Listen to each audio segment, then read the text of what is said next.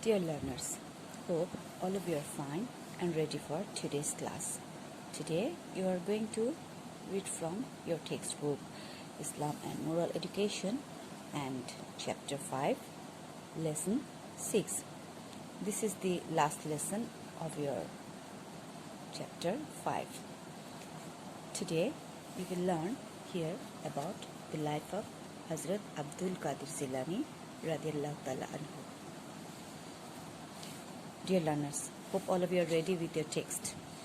Now, you see that in lesson 6 about the life of Hazrat Abdul Qadir Jilani, you are given the description of his life and his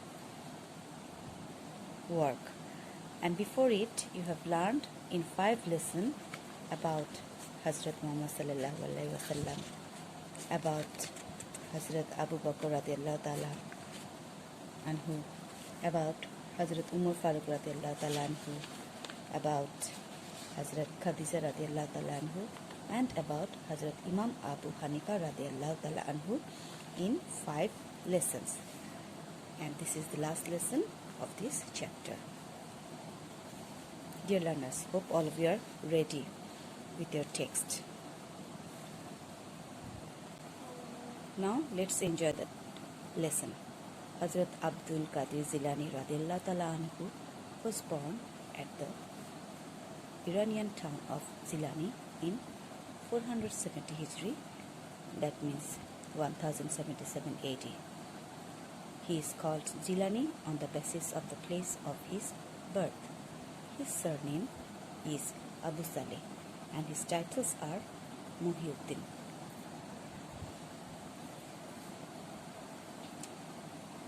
His surname is Abu Saleh and his titles are Muhyiddin, Kutubi Rabbani, etc. His father's name was Abu Saleh Musa. He was a descendant of Imam Hassan radiallahu ta'ala anhu, the son of Hazrat Fatima radiallahu ta'ala anhu. His mother's name was Ummul Khair Fatima. She was a descendant of Imam Hussain radiallahu ta'ala anhu. This is why Hazrat Abdul Qadir Jilani radiallahu ta'ala anhu is considered to be Aulade Rasul. প্রিয় শিক্ষার্থীরা, আমি এতক্ষণ যে প্যাসেজটি পড়লাম, এখানে তাহলে আমরা জানলাম হযরত আব্দুল কাদের জিলানী রাদিয়াল্লাহু তাআলা আনহু 470 হিজরি মোতাবেক 1077 খ্রিস্টাব্দে ইরানের জিলান শহরে জন্মগ্রহণ করেন এবং তার জন্মস্থানের নামানুসারে তাকে জিলানি বলা হয়। তার আরও কিছু নাম ছিল যেগুলোকে তার উপনাম হিসেবে ব্যবহৃত হতো, যেমন আবু সালেহ, উপাধি মহিউদ্দিন, কুতুবে রাব্বানি ইত্যাদি। এবং আমরা আরও জানলাম যে তার পিতার নাম ছিল আবু সালেহ মুসা। তিনি হযরত ফাতিমা রাদিয়াল্লাহু তাআলা আনহুয়ের পুত্র ইমাম হাসান রাদিয়াল্লাহু তাআলা আনহুয়ের বংশধর ছিলেন। তার মাতার নাম ছিল উম্মে খায়ের ফাতিমা।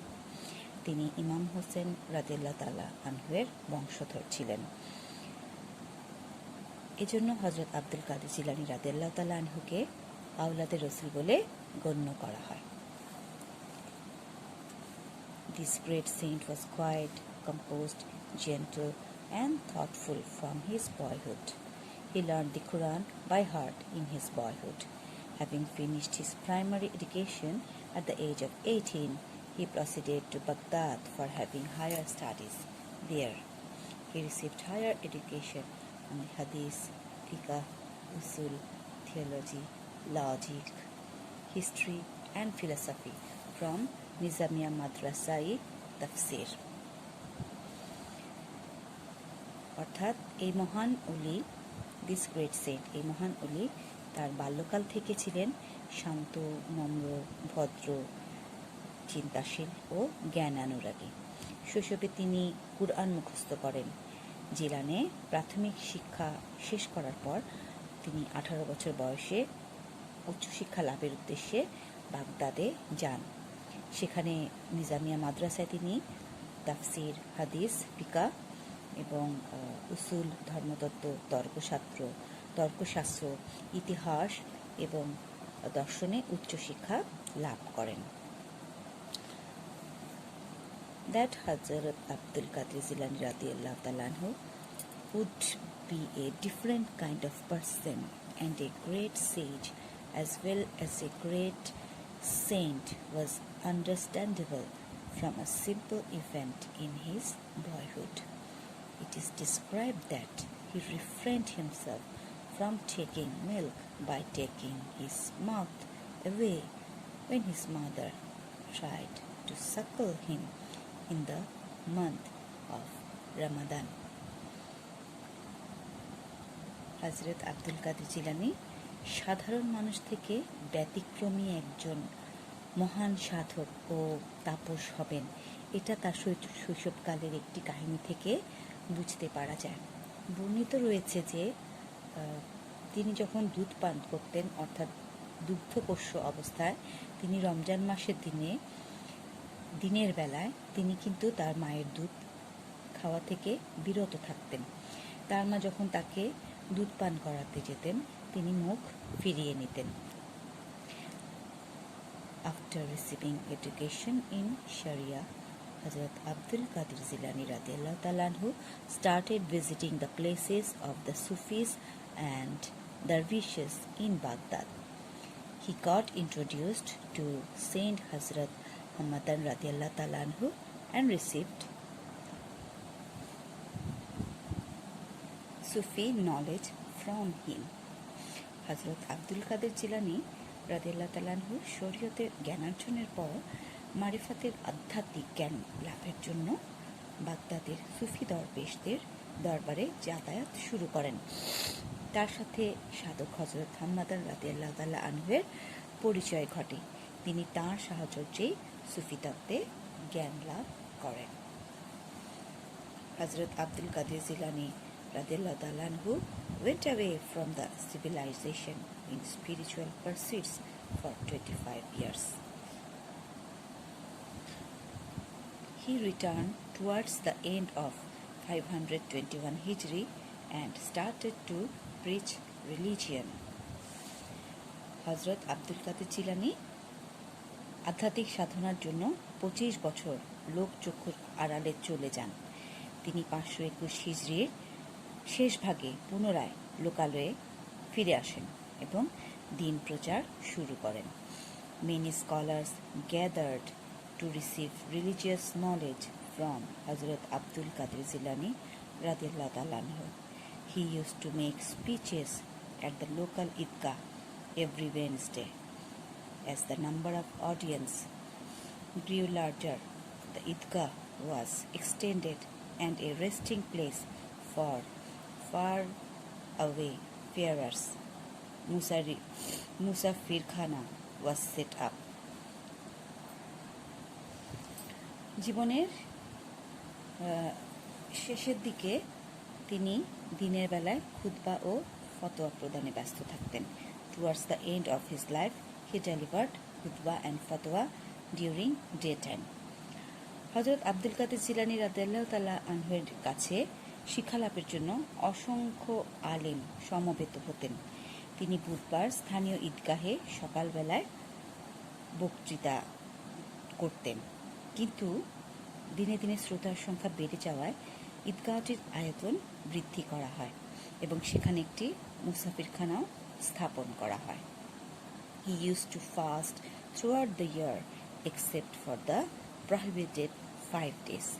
এবং তিনি নিষিদ্ধ 5 দিন ছাড়া, অর্থাৎ বছরের যে 5 দিন সিয়াম পালন করা যায় না, সে 5 দিন ব্যতীত তিনি সারা বছরই রোজা রাখতেন। He was sympathetic towards the poor. While he was a student in Baghdad, a crisis set in there. He distributed his gold coins among the needy and went without food himself. We can understand his feelings towards the helpless from these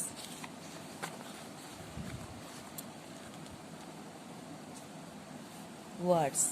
He used to say, "It is a matter of pity that you have a store of food for the whole day while your neighbors are starving. Your faith, Iman, will remain incomplete if you do not want for others what you want for yourself. অর্থাৎ তিনি ছিলেন অভাবীদের প্রতি অত্যন্ত সহানুভূতিশীল।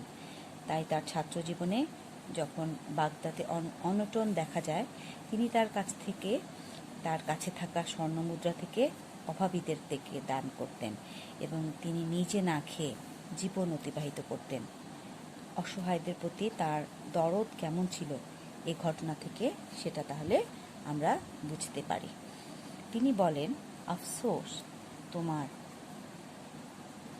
প্রতি যে নিজের জন্য খাবার জমা করে রাখে, যার নাকি সারা দিনের জন্য খাবারের যোগান রয়েছে, আর এদিকে তার প্রতিবেশীরা ক্ষুধার্ত অবস্থায় রয়েছে, উপোস অবস্থায় রয়েছে। স্টার্ভিং মানে না খেয়ে থাকা।